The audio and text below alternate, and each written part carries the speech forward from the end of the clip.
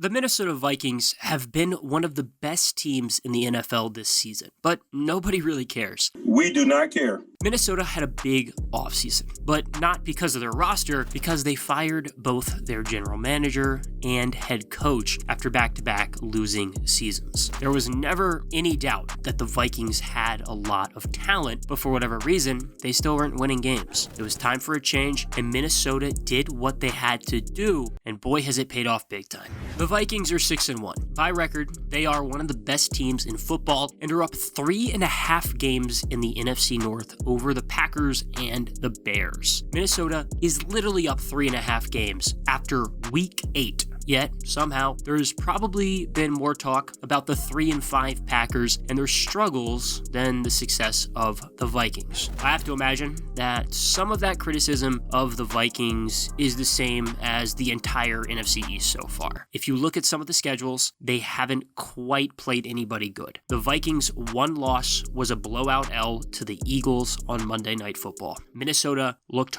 awful. The Vikings have been good, but not necessarily great. And most of their games have been decided by one score. The reality is, the Vikings have only played 2 teams with a winning record this season. The Eagles, who they lost to handedly, and the Dolphins, who were without Tua Tagovailoa, so take that how you will. The jury is still kind of out on whether or not the Vikings are truly an elite team, but time will tell. Week 10 against the Bills is going to be a really good test. I'm not saying Minnesota needs to beat Buffalo, but it's going to be nice to see how the Vikings fare against a very good football team, because that's what's going to give us a good idea of whether or not they can make some noise in the postseason. The Vikings just pulled off a very odd trade deadline deal with NFC North division rival Lions. Minnesota acquired TJ Hawkinson and 2/4 for a second and a third. It really is just weird to see 2 division rivals make a trade, especially for such a big-time player like TJ Hawkinson. Funny enough, the Vikings and Lions actually made a trade at the draft that gave Detroit the 12th pick, which they used on Jamison Williams, so it's happened already this year. In 7 games this season, Hawkinson has 400 yards and 3 touchdowns. Now, this is a huge win for Hawkinson. He gets to go from the 1-6 Lions to the 6-1 Vikings. The move ends up making a lot of sense for Minnesota too. Irv Smith suffered a high ankle sprain on Sunday, and he is going to miss 8 to 10 weeks. Now, the Vikings get a tight end who is an upgrade. Hawkinson is a free agent after this season, the biggest reason why Detroit probably traded him. He'll get a big bag,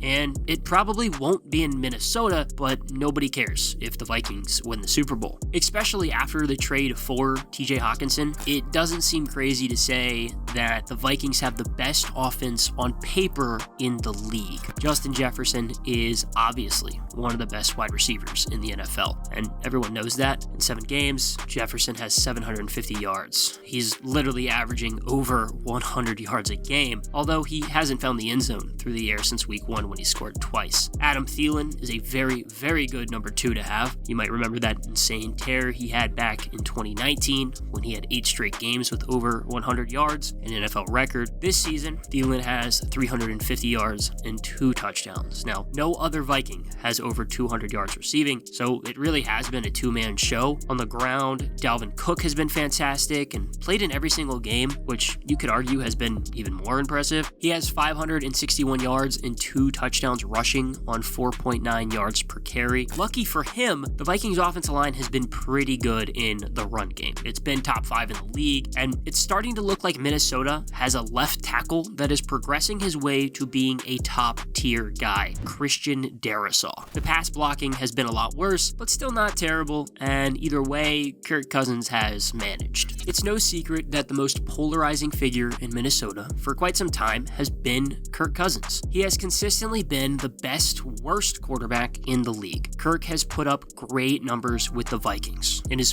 4 full seasons in Minnesota, Kirk has thrown for 30 touchdowns and over 4,000 yards in 3 of them. Kirk has been the king of being mediocre, but he's usually put up very good stats. The problem, once big moments come, he falls apart. Regardless, he has been consistent. Kirk Cousins has thrown a touchdown in 37 consecutive games. Nobody else in the league has 16. 2015. Here's the thing though, Kirk has his worst passer rating since 2014 at 90.7. For context, it's been over 100 for the last 3 years. He has still put up solid numbers, 1,700 yards, 11 touchdowns, 5 interceptions. At this point, it feels like a lock that the Vikings will be in the playoffs, barring some huge collapse. The question is whether or not Minnesota is actually good enough to win come late January, and you can bet that Kirk Cousins is going to be a big topic. There are usually only two types of quarterbacks that win a Super Bowl, cheap or elite. Kirk is obviously neither, but I'd argue that Matthew Stafford won it last year as an anomaly. Not saying Stafford hasn't been elite at some point in his career, but he definitely wasn't last season. Peyton Manning won a Super Bowl when he was awful, and Nick Foles won a Super Bowl as a backup. So it's not out of the realm of possibility that Kirk Cousins can win one.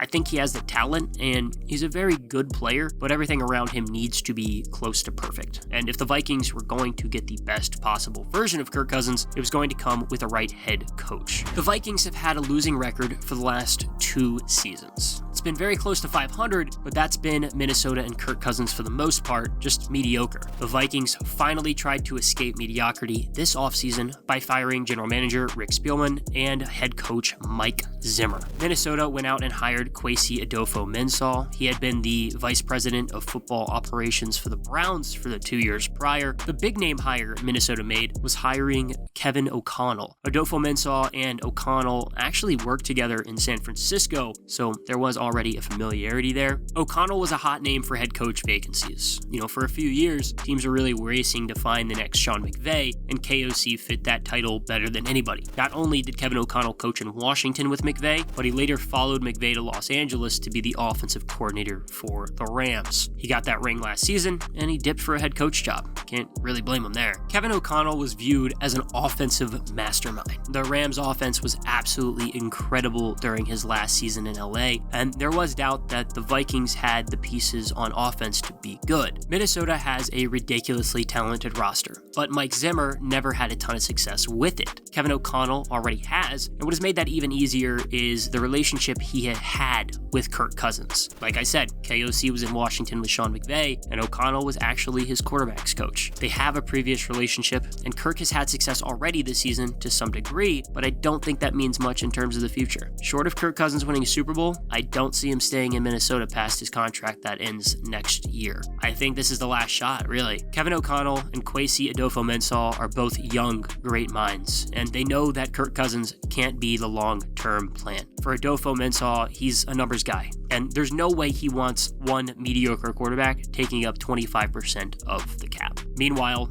nobody knows how valuable an upgrade at quarterback can be more than Kevin O'Connell. His first year with the Rams, he had Jared Goff as his QB. His second, Matthew Stafford. The Rams lost with Goff, and they won it all with Stafford. Kevin O'Connell has a ring. He knows what it takes to win a Super Bowl, but can he do it with Kirk Cousins as his quarterback?